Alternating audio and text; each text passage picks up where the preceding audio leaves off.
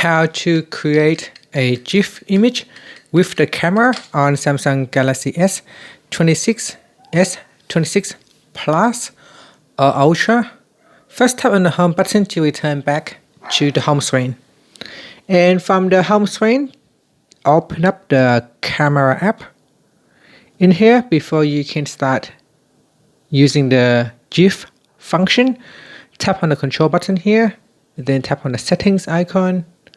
In camera settings, we scroll down and tap on camera assistant.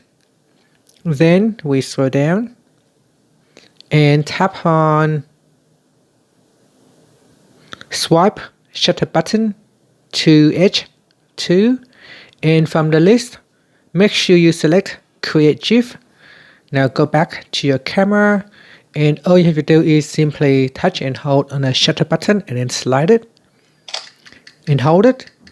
Then this will allow you to create the animated GIF image. And there it is. And that's it. Thank you for watching this video.